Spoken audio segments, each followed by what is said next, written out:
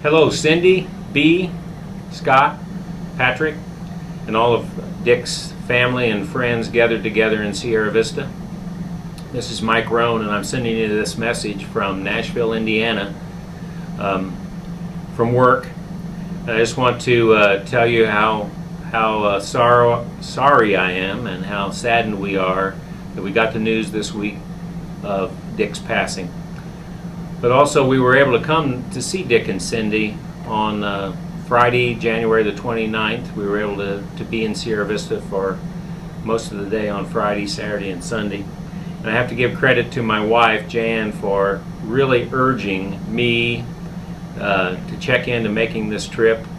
We felt like we needed to do it, and she was really the person that convinced me that we needed to do that. So we were able to find those flights and make it there in really short notice.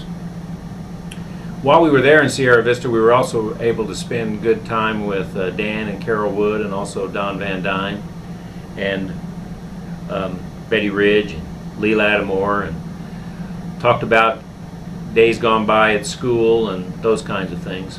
When we were able to spend time with Dick and Cindy, we had a lot of good memories that we were able to share, and we told stories about each other and on each other. So a couple of stories that I'd like to share with everybody has to do with one of the things that Dick and I enjoyed in common was playing golf. One of the things that I'd say was a pretty rare occurrence. Dick and I played a lot of golf together, and I could always count on him being ready to leave at the wee hours of the morning because he didn't seem to need a lot of sleep, and I was always ready to go somewhere during the summer months and play golf, especially at one of the better courses either in Tucson or Green Valley. So Dick was always my travel companion. He was ready to go, and we had a lot of good trips and spent a lot of good time together. One of the things that we did share is the fact that we witnessed each other make a hole-in-one on the same hole at the same golf course. Not the same day, but on the same hole at the same golf course. That would be at Turquoise Valley down in Bisbee. We both witnessed each other's hole-in-one on number 3. And that's one of the things that we thought was quite rare and quite unusual, and we were pretty proud of that fact. Also, as we were talking on Friday, I reminded him of the famous, what we called the famous cactus story.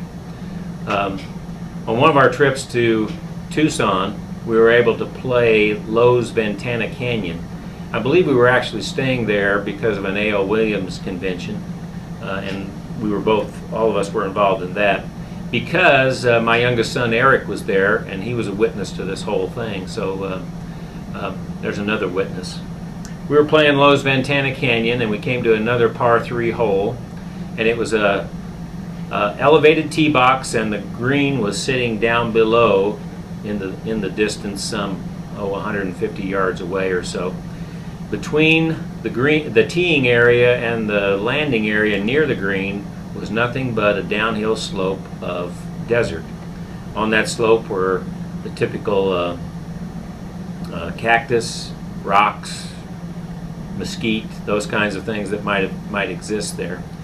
And so Dick and I like to tell the story that both he and I, of course, were able to successfully hit the ball on the green somewhere, but somebody playing with us, I don't remember who, dribbled it down the hill and into the wasteland down below. So as we went down to the green, for some reason, Dick and Eric went up on the green to find the ball, or to see where the balls were, and I went in with the other person, I think, to look for this ball, which was in the wasteland. So I was walking around in there, and the next thing I know, all of a sudden I have a cholla cactus pod which has landed on my right leg. And of course I'm wearing shorts. It's Arizona in the summertime. So this cactus pod, some 4 to 5 inches long, is sticking on my right leg. So I call for Dick and Eric to come down. I tell them I'm going to need their help, and so they come down, and lo and behold, they're surprised to see me in the predicament that I'm in. So the first thing Dick does is that he has a handkerchief in his pocket. So he pulls it out, rolls it up as thick as he can possibly get it, and he grabs a hold of the cactus and he tries to pull it off. Well, when he tries to pull it off, the only thing that happens is that my leg, the skin and the tissue on my leg just sort of pulsate out, but the cactus pod is not going to release. It just out and back in. So it didn't really hurt, it just wasn't going to go anywhere. So Dick says, he says, I know how to solve this problem. I can't remember whether he said I read about it or I saw it on TV, but what I need is a couple of sticks. So he broke off a couple of sticks about 1 foot long, as I remember it, and he says, okay, I'm going to slide these 2 sticks underneath this cactus pod, and then I'm going to flip it off, and it will come out. I said, okay, Dick, it's worth a try. So he slides the sticks underneath the cactus pod, flips it out, and I just see the cactus pod do a couple of somersaults in midair, and the next thing I know, it lands on my right hand. And now it's stuck on my right hand, near my thumb and my index finger. So, as I remember, we both started laughing, and being the smart aleck that I usually am, I said, Dick, don't do that again, because if you do, it'll probably end up on my nose. So that's the way we ended up. And actually, we were able to remove the cactus pod by using the sticks, and I actually never had any ill effects from it, never any infection or any stuck spines in my skin. I was able to finish the round, and I'm sure, at least my memory serves me, that I was probably able to shoot a better score than him, although I can't verify that.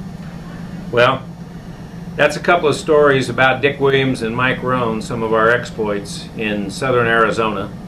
I'm sure glad that we were able to come on the weekend of January the 29th and spend time with Dick and Cindy. It was very good to reminisce old times. I know that for us it's a sad day, but it's also a day that we can smile, remember our good friend. He was a great guy, and boys, Scott, Patrick, I really appreciated your dad. We spent a lot of great time together. B, you have a great son in Dick, you know that. And Cindy, you likewise know that you had a great husband in Dick. And I will certainly miss my friend, and we can all hold out the promise that we will see him again someday. Thank you.